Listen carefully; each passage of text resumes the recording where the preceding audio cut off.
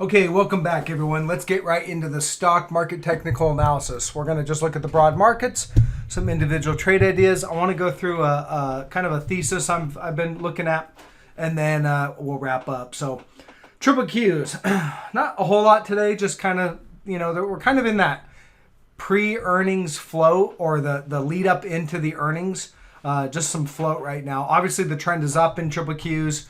We have earnings coming out very soon. So that's going to be critical for where these tech stocks go next, and I think likely the broad market. In general, I think it makes sense to wait to after earnings for most of these positions, and then we'll kind of see what the charts tell us at that point in time. On the shorter time frame, on the hourly chart of triple Qs, you can see we're building some negative divergence here on the daily or on the hourly, and if I go back to the daily chart right here. We have negative divergence right there as well. So that's it. That just tells us that, okay, trend reversal is likely, but we don't have any real sell signals, and there's just nothing to really trade off of. So at the end of the day, we need some sort of a reversal candlestick, something to trade off of.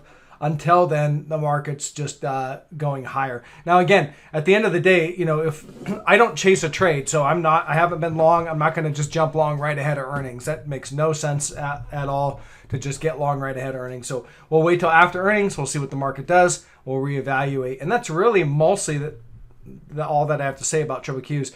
Today, Microsoft, this, little development here. If I look at the daily chart on Microsoft, your former high in Microsoft is right there back in 2021, November, it looks like, right around there. And then you can see today they popped that, made a new high today. But here's the thing. That is a breakout, all right? It's a breakout to a new high. We're taking out that resistance level, and it was done on some AI news, some kind of hype AI news. Nothing really tangible, but at the end of the day, just some news headline. But it's right before earnings. So to see a breakout occur right ahead of earnings typically is something you want to take with a grain of salt. And then also this breakout is occurring with negative divergence in place. Microsoft has been diverging lower on momentum, and it's making a series of divergent highs. Divergent high there, sold into. Divergent high here, I think it's probable it's going to get sold into. So it's right ahead of earnings with the divergence. Now, I don't know if it gets sold into ahead of earnings. I think they could probably keep it up here, maybe continue to grind it higher, and then maybe it's going to sell off after earnings. Ultimately, I would wait for a break back below that former resistance, which is really right there at about 348.50. You see a break back below there, then that's a false breakout, and that should usher in a wave of selling. So that's what the charts tell me is likely going to happen, probably post-earnings. So that's really it on the FANGs. I know we have Tesla reporting. I think they actually have already reported. We'll see what's going on here. Tesla, the big thing with Tesla, maybe they're reporting tomorrow or shortly, but Tesla has this downtrend line here. This is the kind of a bear market for Tesla. You got the downtrend line, and we're right at that resistance right now. So right at resistance, earnings coming out. Maybe it's after the bell tomorrow. Let me double check. Yeah, it looks like tomorrow. So we're right at resistance and earnings are coming out. So this could go either way. They could break out to the upside post earnings. Ultimately, I think it makes sense to wait. It's just, limit our risk here. But we're at major resistance right into the earnings. It could get pretty volatile. They might rip it up and then sell it down. I think ultimately we head lower, but I don't know what happens right after earnings. And you can see here we have negative divergence on Tesla. That's been building for a while now. So that divergence tells me that down is the most likely outcome, and we just need to clear out the earnings and see where that catalyst, brings. Really, it's where does the stock, where's Tesla after they announce the earnings? Give it a day or two, and where's Tesla sitting at that point? That will likely give you an indication of where it's likely going to go. So if you see a breakout and then it's a false breakout, we're likely going lower. And again, lower to me would be the support line right here. This is your bull market. This is the trend all year, all right? So a pullback down to that trend line would be the most likely outcome, given the nature that these divergences persist. So that is where I would say, and we're at resistance as well. Okay, that's that one. Gold and really the commodities, they all had a nice day today, all rallying.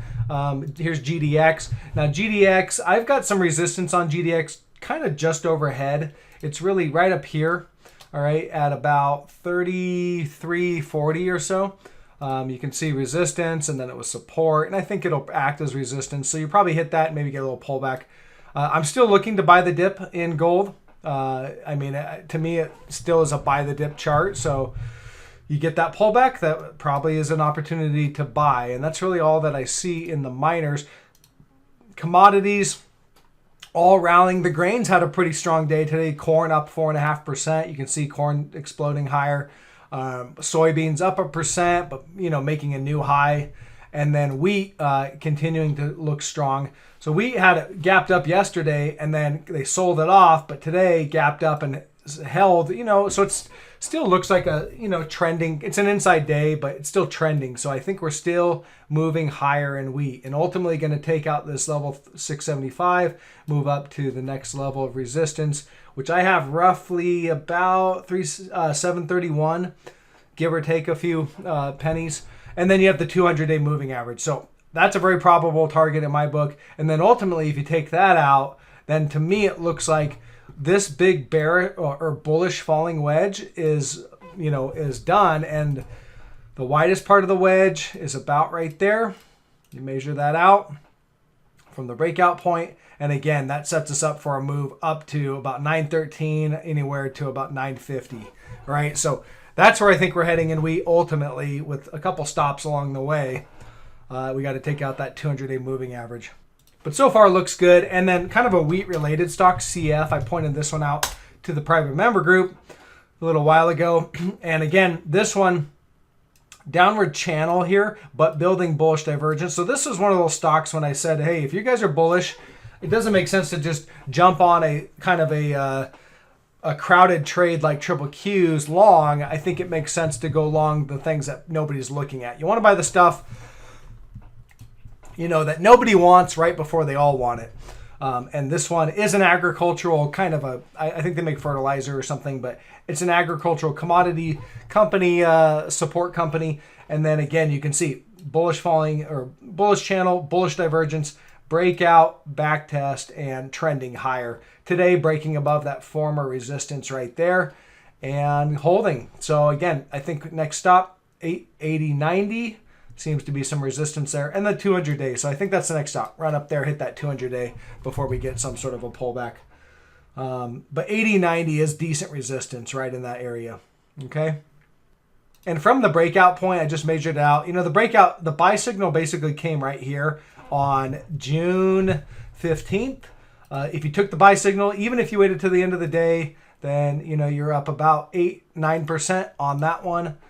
So that's looking good. And obviously, triple Q's has not gone up that much in the last, the last couple weeks. So financials, I kind of scanning through here. JP Morgan came out, they reported, they beat their expectations. The expectations thing and really earnings is just a big game. They set the level of expectations, and then companies, especially companies with a lot of free cash, they just buy back their shares to beat those expectations. It's the name of the game. So don't, a beat is not necessarily a positive thing. It's just a beat of expectations, and oftentimes you'll get sold into. JP Morgan, no reason to short this thing though right now. It's in an uptrend. There's just no real reason to short it. Now, if we take out the trend line, boom, okay, that would be a sell signal. I don't have that. But when I look across the financials that I've been kind of looking at, the one that's down is the one that we're short, which is MasterCard MA. It's only down 1%, but you can see there's your back test. So here's the uptrend line that I've had. All right, this is starting back in October of 22. And then you've got all these tags of support right in here. All right, even there was a tag. You finally broke, and then it's been back testing ever since. So it broke trend, all right, and then you back test, you get sold into it. You back test, you get sold into it. You back test, a little sell down there. And then they tried to recover it. To me, that looked like a stop raid. I kind of pointed that out and talked about it. And today, back below the trend and, again, looking like we're getting rejected. So I'm still anticipating that this is going to sell down. Earnings coming up, so obviously higher risk. leading into earnings, but the chart tells me that this is going to get sold into, and it has a big negative divergence that keeps confirming. So each little high that it makes, it has been a divergent high. All right, divergent high on the daily, sold into. Divergent high on the daily, all right, and it looks like it's going to get sold into. So more downside on that one, most likely. Interest rates, the 10-year sitting at support right now. So you can see if I roll back all the way back to the COVID lows, there is on the daily chart, this is TNX, the 10-year Treasury interest rate. You got support, and then, a couple reactions right in here. That's basically the trend line that I have. And then right there sitting at support. So I'm assuming the buyers are going to be here and rates are going to continue to rise. So keep an eye on that. You see rising interest rates, especially if we take out this former high, it's right here. Okay, the market's fine as long as the interest rates are below this, 4.09. All right, there was a test, and then they tested it, got rejected. You break above that, and interest rates are approaching the recent highs in this cycle. And the recent highs in this cycle, if you go and look at the recent highs and look at where the market was at back here in October of 2022, and I'll flip over to the SPY to do that, right down here. Here's October of 2022. The market was at the lows, all right? So that's the difference. We've got, as interest rates are pretty close to the highs, and yet the markets are nowhere near the lows. So I think if you see interest rates start rising back near the highs, I think you're going to see the markets work their way down towards the lows. All right. So again, still sticking with I still think we're in a bear market, but we need to be proven right at this point, and we need to see the charts actually perform before we take any real positions in that way. So that's what I have on. There's TNX, and we'll keep an eye on that.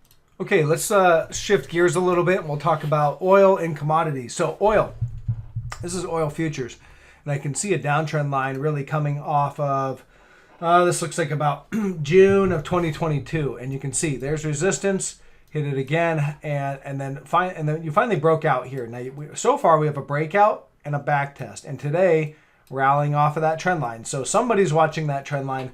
And so far, we are holding that breakout. So if this continues to rally from here, it could backtest some more. But if you start to see prices move above the 200 and really start to rally, then that's going to put pressure on that inflation.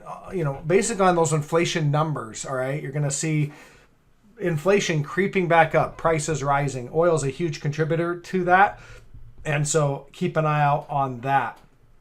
And oil also plays into the commodities. So there's kind of DBA and DJP are two of them. But here's DJP. I've got the highs here. This is kind of the most recent highs. You've got a bullish falling wedge. You've got bullish divergence, very similar to what wheat looks like. And you have a breakout right there. So technically that's a buy signal in the commodities. And if this continues to be that buy signal and you see that we're actually reversing trend and seeing commodities rise, again, that's going to be putting pressure on those inflation numbers as well. You're going to see those numbers rise, and that's the market's going to shift sentiment and say, oh, the Fed's not done hiking. They have to continue to fight inflation, and the market will sell off. So that's what this chart's anticipating. It's telling me that that's what's coming in the future. The future headlines will be more inflation scare. And by the time that shows up, the markets will have sold off. So maybe that plays out, maybe not, but I did want to point that out. And when I go back to these commodities and see, they're all rallying basically. They're all looking relatively strong. All right. Here's gas. This is gasoline. You can see here gasoline, and I haven't really marked the chart up, but you got the high. Let's just call this one resistance. There's just a single reaction. We're approaching that kind of right there. So maybe that's resistance, and we'll see. But you have prices rising is the point. And gas rises, especially if you see gas break out from here, then you're likely going to be approaching these highs up here around, I don't know how they price it. This is just a ETF, so it's not the actual price of per gallon, but it's 80, 60 or $80. You pop this, you're probably going to head back up there. which means gas prices will rise and you'll start seeing it in the headlines, and all that will contribute to the inflation readings or what we see in the numbers. And then the market will say, oh, the Fed's got a hike. We need to get scared again. So if commodities continue to rise and if oil continues to rise, I would expect not shortly after the market will sell off. So whether that plays out, I don't know. All right, guys, I'm going to wrap it up there. If you find value in the content, drop me a thumbs up. Check out the private member group if you're not involved with that. I'm throwing out some additional trade ideas in there. And, that's in the link in the description below. So check that out if you're interested, and I will catch you guys later.